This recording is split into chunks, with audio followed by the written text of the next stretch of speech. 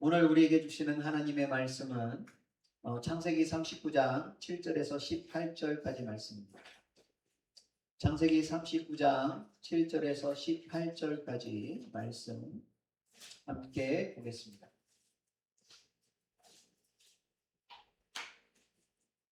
우리 한 절씩 교독하겠습니다. 한 절씩 교독합니다. 그 후에 그의 주인의 아내가 요셉에게 눈짓하다가 동침하기를 청하니 자기 주인의 아내에게 이르되 내 주인이 집안의 모든 술을 가져가게 하고 내 손에 가져가지. 이 집에는 나보다 큰 이가 없으며 주인이 아무것도 내게 금하지 아니하였어도 금한 것은 당신뿐이니 당신은 그의 아내임이라. 그런즉 내가 어찌 이 큰 악을 행하여 하나님께 죄를 지으리이까. 여인이 날마다 요셉에게 청하였으나 요셉은 듣지 아니하며 묵묵하지 아니할 뿐더러 함께 있지도 아니하였다. 그러할 때에 요셉이 그의 일을 하러 그 집에 들어갔더니 그 집 사람들은 하나도 거기에 없었더라. 여인이 그의 옷을 잡고 이르되 나와 동침하자.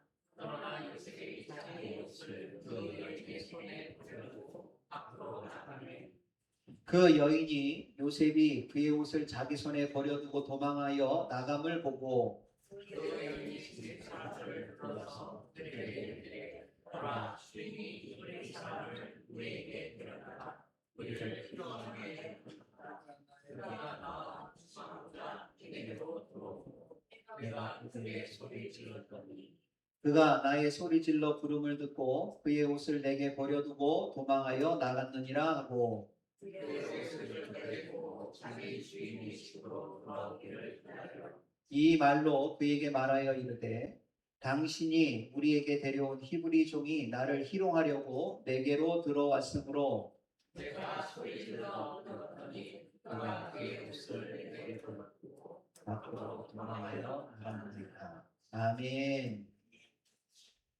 오늘 말씀의 제목 우리 같이 한번 읽어볼까요? 시작. 빼앗긴 옷, 빼앗길 수 없는 동행. 아멘. 자, 우리 이 제목을 가지고 오늘 말씀 함께 나누기 원합니다. 우리 잠깐 기도하겠습니다. 사랑의 하나님 감사합니다. 주님의 크신 은혜와 사랑, 아버지 하나님 이 시간도 저희에게 정말 넘치도록 부어주심을 감사드립니다. 하나님 이 시간 또 성령께서 우리 안에 역사하여 주셔서 우리로 하여금 말씀을 들을 때에 들을 귀가 열려질 줄 믿습니다. 하나님 깨닫게 하여 주시고 또한 주님을 만나는 아버지의 귀한 시간 될 수 있도록 하나님 역사하여 주시옵소서. 감사를 드리며 예수님의 이름으로 기도하옵나이다. 아멘. 할렐루야. 네. 주님의 크신 은총과 사랑이 성도님들 삶에 가득하시기를 축복합니다. 네. 어제 아내하고 그 장을 보려고 농수산물 저희 집 근처에 농수산물이 있어요. 그래서 농수산물 지하에 아주 대형 식자재 마트가 있습니다. 그래서 장을 보려고 식자재 마트를 갔어요. 그랬더니 아내가 들어갔다 나오더니 여보 캄캄해 물건이 하나도 없어 그러는 거예요. 물건이 하나도 없다는 거예요. 그래가지고 지하 전체를 사용했던 마트거든요. 근데 문을 닫은 거예요. 폐점을 했더라고요. 거기가 지역 화폐도 안 될 정도로 매출이 많은 곳이어서 그래서 큰 매장이었고 아주 좋았는데 그냥 문을 닫은 겁니다. 그래서 아유 안 되겠다 어딜 가지 하다가 한양대역 근처에 또 식자재 마트가 하나 있어서 그럼 거기도 한번 가보자 그러고 갔어요. 근데 거기도 문을 닫은 거예요. 그래서 야, 이 장사가 얼마나 안 되면 이렇게 문을 닫나 이런 생각이 들었습니다. 그래서 다른 곳으로 가자 그랬는데 왠지 불안한 거예요. 요번에 갔을 때 거기도 문을 닫고 장사를 안 하면 어떡하지? 이런 생각이 드는 거죠. 그래서 갔더니 다행히 거기는 영업을 하고 있었습니다. 그래서 장을 볼 수가 있었어요. 요즘 자영업자들이 장사가 정말 안 돼서 힘들다 라고 합니다. 그런데 또 거기에 더한 그 힘듦이 있다고 그래요. 그게 뭔가 그랬더니요. 바로 리뷰예요. 리뷰. 후기. 음식을 먹고는요. 나쁜 후기를 남기는 거예요. 리뷰에 따라서요. 장사가 잘 되는 경우도 있고 장사가 잘 안 되는 경우도 있기 때문에 리뷰 그 후기에다 아주 스트레스를 많이 받는다고. 그래서 음식을 배달시키잖아요. 그러면 서비스로 뭐가 하나 오면서 리뷰를 좋게 서비스입니다. 리뷰를 좋게 써주세요. 이러고 와요. 아니 리뷰가 얼마나 그 스트레스를 받게 하면 리뷰를 좀 이렇게 잘 써달라고 뇌물까지 이렇게 주나 이런 생각이 들더라고요. 맛있게 음식을 먹고 나서는 리뷰는 안 좋게 쓰는 사람들이 있다는 거예요.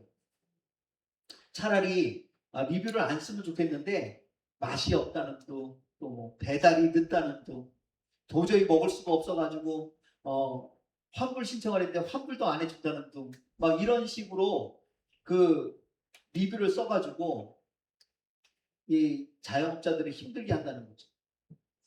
또 간혹 소비자가 오해를 해서 나쁜 후기를 남기기도 한다고 합니다. 그러면 그 후기가 아주 빠르게 나간대요. 저 퍼져나가는데 정작 사장님들은 아무런 반박을 할 수도 없는 답답한 처지에 놓이게 된다고 합니다. 중국에서는요, 제가 그 영상을 하나 봤는데 음식을 시켰어요. 음식을 시켰는데 배달원이 배달이 밀리니까 소비자에게 전화를 한 거예요. 전화를 해서 제가 이 배달이 밀려서 조금 늦을 수 있는데 좀 죄송합니다. 양해를 좀 해주시기 바랍니다. 그랬더니 흔쾌히 괜찮다고 알았다고 늦게 오라고 해서 조금 늦게 음식을 그래도 최선을 다해서 가서 배달을 했습니다. 배달을 했는데 먹고 나서 이 소비자가 후기를 어떻게 달았냐면 배달원이 배달 음식을 갖다 주지 않아서 못 먹었으니까 환불해달라고 그렇게 달아놓은 거예요. 그래가지고 배달원이 쫓아가가지고 그 소비자하고 싸우는 장면도 막 나오더라고요. 여러분 열심히 성실하게 살아도 종종 우리는 오해를 받거나 억울한 누명을 쓸 때가 있습니다. 우리는 하나님이 함께 하시면 다 잘 될 것이라는 기대를 품고 살아가지만 실제로는 그렇지 않을 때가 더 많다는 거죠. 하나님이 함께 하시는데 오해도 받고 억울한 누명도 쓸 때가 있다는 거죠. 그럴 때 우리 마음속으로는 그런 생각이 들죠. 내가 뭘 잘못했나? 내 믿음이 부족한가? 이런 생각을 하게 됩니다. 하지만 오늘 본문은 우리에게 그렇지 않을 수 있다는 사실도 알려주고 있는 거예요. 우리는 요셉의 이야기를 따라가고 있습니다. 요셉은 고향도 잃었고 아버지 곁에서 강제로 이주를 당했어요. 형제들에게도 버림을 당했습니다. 자유도 잃어버렸죠. 이제 다른 사람의 집에서 종으로 살아갑니다. 그런데 그는 또 하나를 잃어요. 바로 옷입니다. 보디발의 아내가 그의 옷을 붙잡았을 때 요셉은 그 옷을 그녀의 손에 남겨두고 밖으로 뛰쳐나갑니다. 그런데 놀랍게도 그 옷 때문에 요셉은 죄인으로 몰리게 돼요. 그 옷 때문에 누명을 씁니다. 그 옷 때문에 결국 감옥까지 갑니다. 하나님을 믿고 바르게 살았는데 왜 그는 더 어려움을 당할까요? 죄를 짓지 않았는데 왜 감옥에 갇혀야 합니까? 거절해야 할 것을 거절했는데 왜 인생이 꼬일까요? 하나님께서 함께 하신다면 왜 이런 일들을 허락하실까요? 오늘 창세기 39장은요, 이 질문에 아주 깊은 답을 줍니다. 그러니까 오늘 말씀을 통해서 우리가 기억했으면 하는 한 문장이 있습니다. 그것이 뭐냐면 옷은 빼앗길 수 있어도 하나님의 함께 하심은 빼앗길 수 없다라는 것입니다. 오늘 세 가지 부분을 좀 살펴보려고 해요. 첫 번째입니다. 같이 읽겠습니다. 시작. 하나님의 함께 하심은 우리에게 거절할 힘을 줍니다. 7절에서 10절 보겠습니다. 갑자기 이렇게 나오는데요. 7절에서 10절 성경 보셔도 됩니다. 그 후에 그의 주인의 아내가 요셉에게 눈짓하다가 동침하기를 청하니 요셉이 거절하며 자기 주인의 아내에게 이르되 내 주인이 집안의 모든 소유를 간섭하지 아니하고 다 내 손에 위탁하였으니 이 집에는 나보다 큰 이가 없으며 주인이 아무것도 내게 금하지 아니하였어도 금한 것은 당신뿐이니 당신은 그의 아내이니라. 그러즉 내가 어찌 이 큰 악을 행하여 하나님께 죄를 지으리까. 여인이 날마다 요셉에게 청하였으나 요셉이 듣지 아니하여 동침하지 아니할 뿐더러 함께 있지도 아니하니라. 보디발이요 요셉을 눈여겨보고는 그를 가정 총무로 세워서 집안의 모든 소유를 그의 손에 맡겼습니다. 요셉은 단순한 종이 아니라 집안 전체를 관리하는 그러한 신뢰받는 위치에 있었어요. 그런데 그 신뢰와 권한이 그를 더 위험 앞에 서게 했다는 겁니다. 요셉은 집안을 관리하는 총무이지만 여전히 노예이기도 합니다. 신분이 바뀐 게 아니에요. 히브리인 노예. 법적으로는 아무런 권리도 없는 존재입니다. 이 배경을 염두에 두고 본문을 봐야 됩니다. 당시 근동사회 구조에서요, 여주인의 요구를 거절하는 노예는요, 순종보다 훨씬 위험한 것을 선택한 겁니다. 순종하면 최소한의 안전은 보장되지만 거절하면 파멸에 가까운 위험이 따르는 구조였어요. 그런데 요셉은 거절을 선택합니다. 그는 모든 안전을 걸고 거절을 선택한 거예요. 오늘 말씀에도 나와 있습니다만 요셉에게 눈짓을 하다가 라고 되어 있습니다. 히브리어로 보면 주인의 아내가 요셉에게 그의 눈을 들었다라고 표현되어 있어요. 그의 눈을 들었다, 눈을 들었다라는 이 표현은 단순한 시선만 이야기하는 것이 아니라 목표를 정하고 겨냥한 시선이에요. 그러니까 활을 쏠 때 목표를 보잖아요. 그럼 그 목표를 보고 활을 당길 때 그 목표를 집중하잖아요. 그런 시선이었다는 거예요. 그녀는 이미 결심을 한 거죠. 그리고 그 결심은 하루의 일이 아니라 앞으로도 계속될 것이라는 거예요. 여기에 대해서 아주 재밌는 그 유대 전승이 있더라고요. 제가 이렇게 좀 찾아보니까 유대 전승이 있는데요. 이 보디발의 아내가요. 그 요셉만 이렇게 쳐다보고 요셉에 대해서 푹 빠져 있으니까 그 이집트에 있는 귀족 부인들이 조롱을 하는 거예요. 어떻게 하인한테 그렇게 빠져가지고 그러냐 이러고 조롱을 하는 거죠. 그러니까 이 보디발의 아내가요. 그 귀부인들을 집으로 초대한 거예요. 집으로 초대해가지고 파티를 열었습니다. 파티를 열고는 각자에게는 아주 향기롭지만 껍질이 단단한 과일을 주고 아주 날카로운 칼을 하나씩 줬어요. 그래서 그걸 깎아 먹으라고 했어요. 그 깎아 먹으려고 할 때에 요셉을 연회장으로 불렀습니다.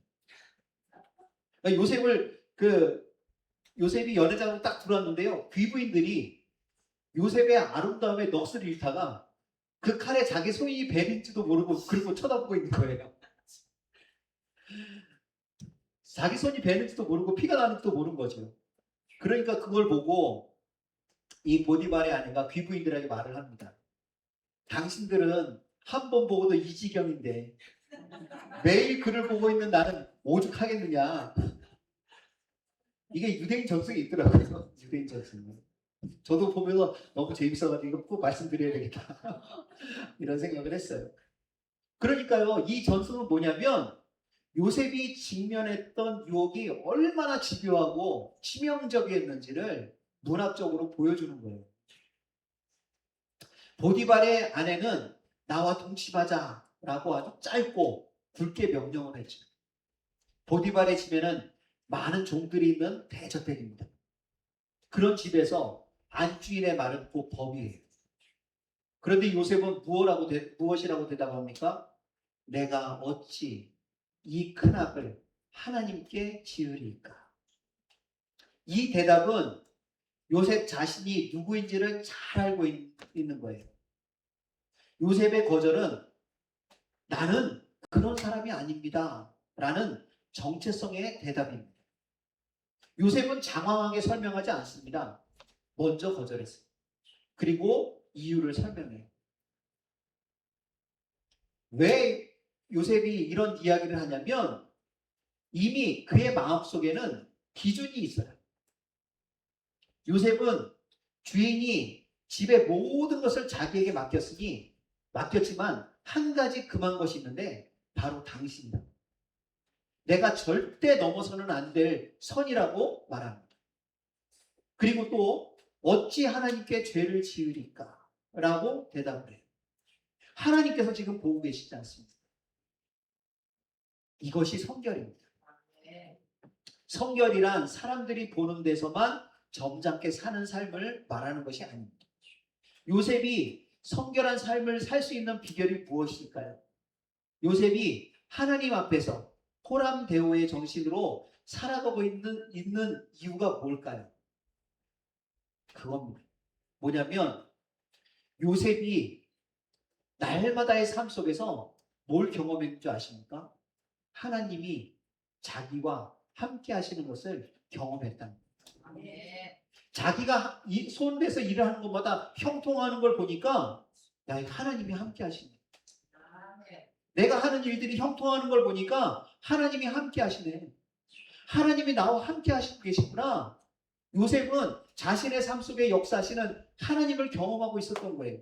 그래서 그의 마음 가운데 기준이 생깁니다. 우리는 웨슬리 전통에서요, 이것을 선행적 은총이라고 얘기해요. 감리교 우리 그 웨슬리안이라고 하는데 존 웨슬리 목사님에 의해서 감리교가 만들어졌거든요. 그 목사님께서 이런 말씀을 하셨어요. 선행적 은총이 있다. 이 선행적 은총은 프리비니언트 그레이스라고 부릅니다. 이게 뭐냐면 우리가 깨닫기도 전에, 우리가 결심하기도 전에 하나님은 이미 우리 안에서 일하고 계신다는 은총의 흔적이에요. 요셉이 강해서 이긴 것이 아니라 하나님이 이미 그의 삶 속에 심어놓으신 은총이 열매를 맺은 거예요. 여러분, 우리가 오늘 어떤 유혹 앞에서 버텨내고 있다면 그것은 우리의 의지력이 대단해서가 아니라 하나님이 이미 우리 안에서 조용히 일하고 계시기 때문입니다. 우리 고린도전서 10장 13절 한번 찾아보겠습니다. 고린도전서 10장 13절입니다. 신약성경 275페이지입니다.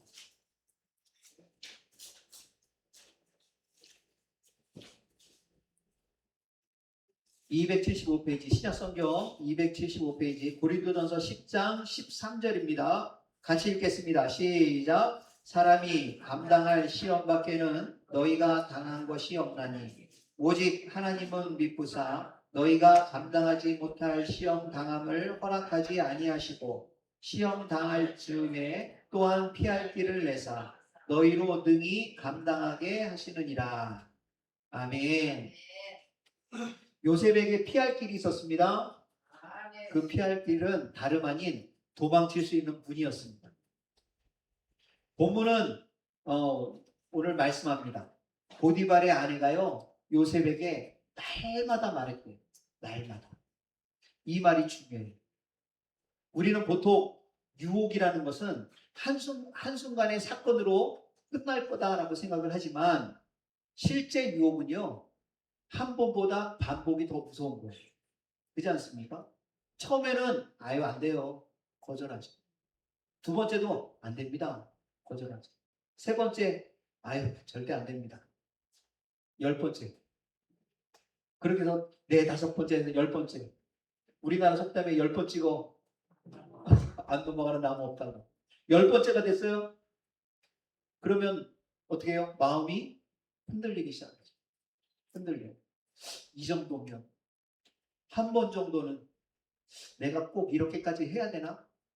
아무 일도 일어나지 않을 수 있는데 한 번만 눈 감으면 뭐 이런 생각들이 계속 들어오기 시작합니다. 그리고 넘어가죠. 죄는요 한 번 문 두드리고 돌아가지 않습니다. 계속 문 두드리게 해요. 게다가 집안에서 절대 권력의 정점에 있는 사람은 바로 안주인이에요. 이것은 거의 협박으로 들릴 수 있습니다. 날마다 나하고 동침하자. 날마다. 제가 아이들 키우면서 경험한 게요. 끈질기게 요구하는 데는 제거예요. 정말 못 당한다는 거예요. 아침에 아빠 치킨 먹고 싶어. 야, 안 돼. 치킨은 오늘 안 돼. 우리 그저께 먹었어. 그저께. 안 돼. 아빠 치킨 먹고 싶어. 안 돼. 아빠 치킨? 안 돼. 치킨? 안 돼. 결국 어떻게 해요? 치킨? 아, 알았어. 사. 이거잖아요. 그죠? 이게 바로 무서운 거잖아요. 날마다 나와 동침하자. 나와 동침하자. 여러분, 협박이에요, 협박. 거절하면 네가 손해볼 거야. 이거 권력 있는 사람이에요. 지금. 권력 있는 사람이 요청을 하는 거예요. 요청도 아니죠. 사실 명령. 협박이죠. 여러분, 이럴 때 필요한 게 믿음입니다. 여러분, 웨슬리 목사님이요, 은총을 선행적 은총, 칭의의 은총, 그 다음에 성화의 은총으로 나눠 설명하는데요. 그 은총에 대한 말씀 나중에 드릴게요. 근데 오늘 이 본문의 내용은요, 성화의 은총이 무엇인지를 분명하게 보여줍니다. 성화라는 것이 뭐냐면요, 우리가 예수님을 닮아가는 거예요. 그리스도인으로서 성장해 가는 거예요. 그런데 이 성화라는 것이 한순간 완성되는 것이 아니라 날마다 조금씩 하나님의 형상을 닮아가는 과정이에요. 요셉이 날이면 날마다 거절할 수 있었던 것은 그의 성품이 이미 오래전에 오랜 시간을 거쳐서 하나님과의 동행 속에서 다져져 있기 때문이라는 거죠. 우리는 하나님 앞에서 어떤 사람으로 살고 있습니까? 하나님은 우리를 많은 사랑과 은혜로 붙잡아주고 계세요. 그 하나님 앞에서 날마다 조금씩 성화의 길을 가시기를 바랍니다. 주님을 닮아가는 삶이 되시기를 축복합니다.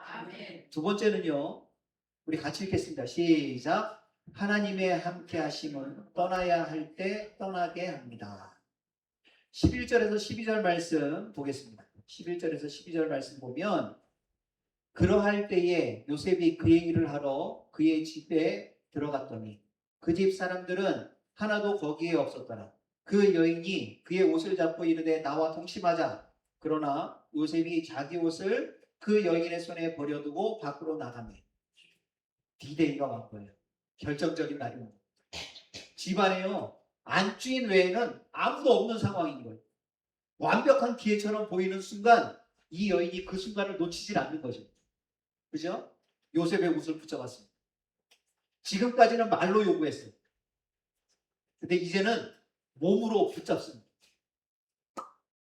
요셉은 자신의 옷을 붙잡은 그 여인의 손에 옷을 벗어두고 도망하여 밖으로 나갑니다.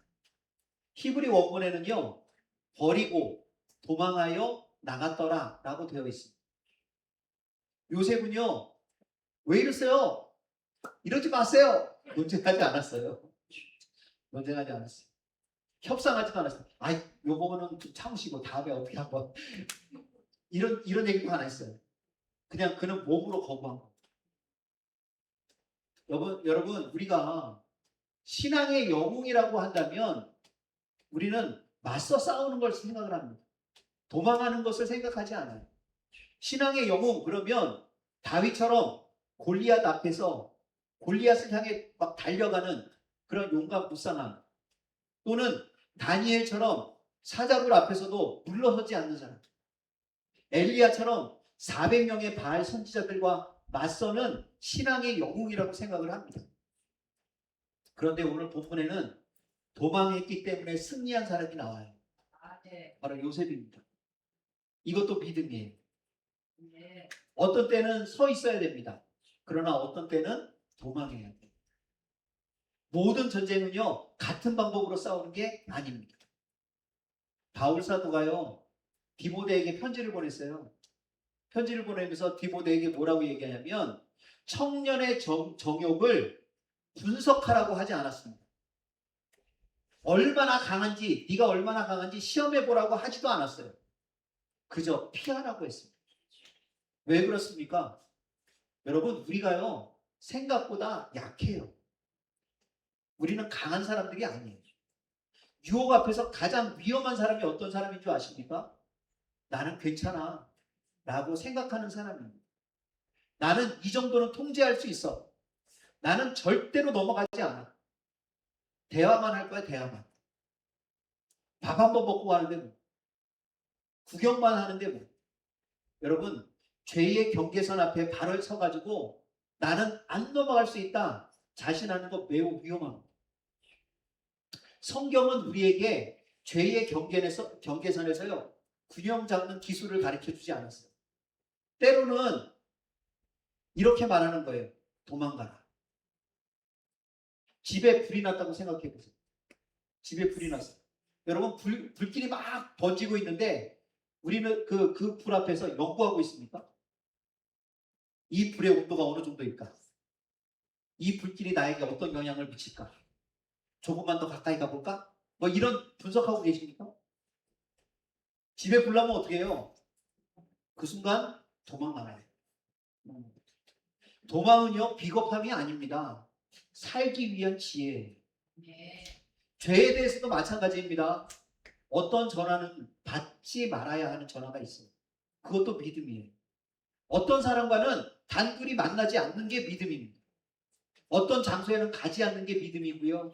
어떤 사이트는 차단하는 게 믿음이고요. 어떤 앱은 삭제하는 게 믿음이에요. 또 어떤 돈은 포기하는 것이 믿음입니다. 어느 미국의 유명한 목사님이 계셨어요. 그 목사님은 미국에서 가장 큰 교회를 담임 목사를 하고 있었으면서 베스트셀러 저자로도 명성을 떨치고 있었습니다. 그런데 이 목사님이 주일 예배가 모두 끝난 후에 그 밀려오는 허탈함 때문에 한 여인과 성적인 간음을 저지릅니다. 그런데 그것이 한 번이 아니라 지속적으로 행해요. 이 일이 발각이 됩니다. 발각이 되자 이 목사님이 그런 말을 한 거예요. 사역에 대한 중압감과 일 중독으로 인해서 육체적, 영적으로 완전히 지쳐서 마음의 경계선이 무너진 상태였습니다. 라고 고백을 하는 거죠. 그리고는 주님과 주님의 백성에게 큰 상처를 주어 미안하다면서 즉시 교회 회중 앞에서 무릎 꿇고 사죄를 드린 다음에 사임을 합니다. 이 사건이요 기독교계에 적지 않은 충격을 줬어요. 지금도 종종 이런 이야기들이 들립니다. 여러분, 믿음은 꼭 맞서 서야만 하는 것이 아니에요. 그 자리에서, 그 유혹에서 도망쳐야 할 때, 그 자리를 벗어나야 할 때 지체 없이 그 자리를 벗어나야 하는 거예요. 그게 믿음이에요. 세 번째입니다. 세 번째는 같이 읽겠습니다. 시작. 하나님의 함께하심은 상황이 무너져도 끝나지 않습니다. 오늘 본문을 보면 요셉은 유혹을 이겼지만 그 일로 인해서 오히려 더 큰 일을 불러오고 있습니다. 13절에서 15절 보겠습니다. 그 여인이 요셉이 그의 옷을 자기 손에 버려두고 도망하여 나감을 보고 그 여인의 집 사람들을 불러서 그들에게 이르되 보라 주인이 히브리 사람을 우리에게 데려다가 우리를 희롱하게 하는도다. 그가 나와 동침하고자 내게 들어오므로 내가 크게 소리 질렀더니 그가 나의 소리 질러 부름을 듣고 그의 옷을 내게 버려두고 도망하여 나갔느니라. 그리고 이 여인은 거기에 그치지 않습니다. 16절에서 18절을 보면요. 16절 그죠? 그의 옷을 곁에 두고 자기 주인이 집으로 돌아오기를 기다려 이 말로 그에게 말하여 이르되 당신이 우리에게 데려온 히브리 종이 나를 희롱하려고 내게로 들어왔으므로 내가 소리질러 불렀더니 그가 그의 옷을 내게 버려두고 밖으로 도망하여 나갔나이다. 이렇게 이야기합니다. 먼저 집안의 하인들에게 자기가 큰일을 겪을 뻔했다라고 증거를 들이대는, 그리고 저녁에는 남편이 돌아올 때를 기다려서 남편에게까지 옷을 증거물로 삼아서 고발을 합니다. 요셉의 옷은 증거물이 되어서 요셉을 죄인으로 만드는 도구가 되는 거예요. 그러나 우리는 이 모든 상황을 알기에 이 옷이 요셉을 죄인으로 만드는 증거가 아니라는 걸 알잖아요. 그죠? 그런데 하나님은 여전히 이 부분에서도 침묵하고 계세요. 하나님은 왜 요셉을 지켜주지 않으실까요? 하나님이 함께하는 사람이었고 형통한 사람이었습니다. 하나님이 막아주시면 되지 않습니까? 왜 누명을 쓰도록 내버려 두십니까? 우리도 신앙생활 하다 보면 이런 질문을 하게 돼요. 하나님, 왜 막아주지 않으셨습니까? 왜 그 병을 막아주지 않으셨습니까? 왜 그 사고를 막아주지 않으셨습니까? 왜 그 사람이 나를 배신하도록 내버려 두셨습니까? 왜 정직하게 살았는데 사업이 무너집니까? 왜 믿음으로 살려고 하는데 자녀들은 더 문제로 어려워지게 만듭니까? 왜 기도하는데 상황은 더 나빠집니까? 이런 질문 우리가 늘 하잖아요. 그죠? 그런데 여기에 대해서 너무 쉽게 다 하나님의 뜻이 있습니다. 이렇게 쉽게 대답하면 안 돼요. 그죠?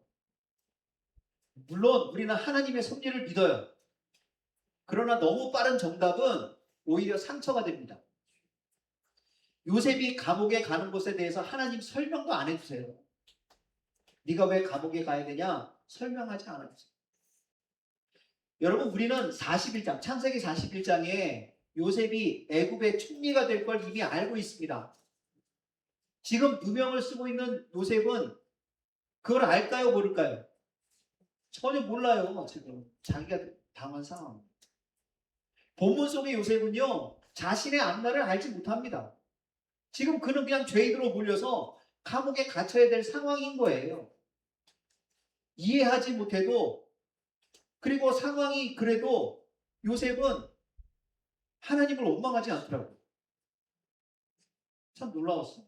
그리고 또 놀라운 것은 뭐냐면 그가 하나님의 손을 놓지를 않고 있더라고요. 이 정도 되면 하나님 나한테 왜 이러십니까? 정말 너무하신 거 아닙니까? 막 이렇게 원망할 만도 한데 원망도 안 하더라고요. 요셉은 고난을 당하고 누명을 쓰고 감옥에 갇힙니다. 근데 놀라운 것은 여전히 하나님은 그와 함께 하고 계시다. 이게 중요한 거죠. 일이 잘 풀려야 하나님이 내게 복 주셨습니다. 하나님이 함께 하십니다. 자녀를 위해서 기도했더니 자녀가 잘 되니까 하나님이 응답해 주셨어요. 물론 감사할 일이죠. 감사할 일이.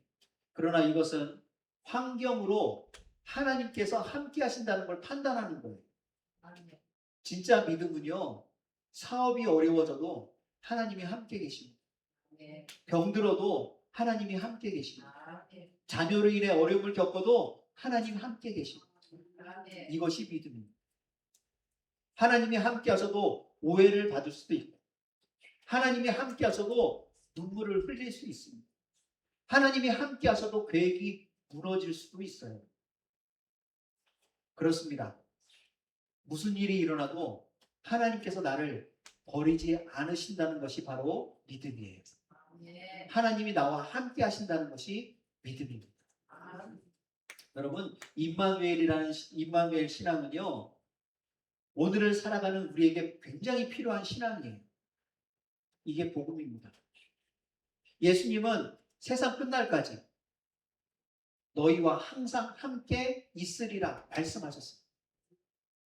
오늘 이 자리에, 또 앞으로 우리가 살아갈 삶의 자리에 여전히 예수 그리스도는 우리와 함께 하십니다. 여러분, 넘어지셨습니까? 오해받으셨어요? 누명을 쓰셨어요? 그러나 낙심하지 마십시오. 하나님이 함께 하고 계십니다. 예수 그리스도가 우리와 함께 계십니다. 그 은혜의 손길을 붙잡고 일어나시기를 주님의 이름으로 축원합니다. 여러분, 그리스도를 향해 달려가십시오. 성화의 길을 걸어가십시오. 그러면 하나님께서 여러분을 세우실 날이 오신다는 겁니다. 그러한 날을 기대하며 달려가는 우리 모두가 되기를 주님의 이름으로 축복합니다. 기도하겠습니다.